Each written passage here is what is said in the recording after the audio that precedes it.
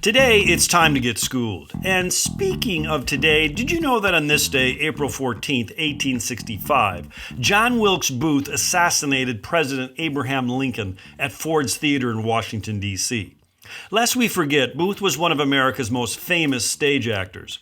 "I must have fame, fame," Booth was heard saying. Booth had traveled to Harper's Ferry to witness the hanging of John Brown. He certainly saw President Lincoln in that same vein. Southerners like Booth were appalled at the reported plot to burn down Richmond and assassinate Confederate President Jefferson Davis. Fueled by hate, revenge, and madness, Booth plotted to bring down Lincoln and his cabinet. And the grand act took place in the space most comfortable for Booth, the theater. On stage that night was Our American Cousin, a play Booth knew well. He timed his shot to coincide with the moment that often had the loudest applause. Jumping from the stage, he yelled, "Sic semper tyrannis!" Thus ever to tyrants.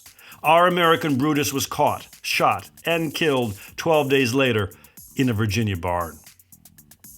What seems to be the powerful lesson of this little tale is that Hannah Arendt's banality of evil is worth remembering.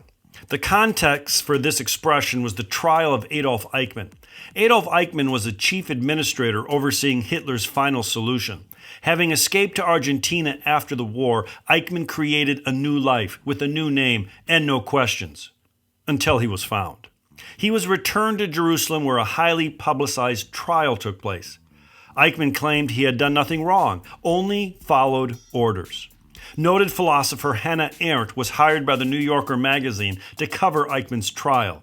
Often criticized for her conclusions, Arendt wrote, "The sad truth is that most evil is done by people who never make up their minds to be or do either good or evil."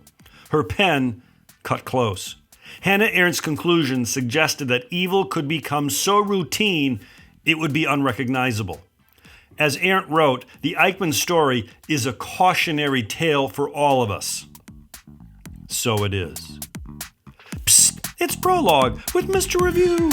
It's a podcast that is actively digging tons of earth to find an ounce of gold, striving for a more perfect union.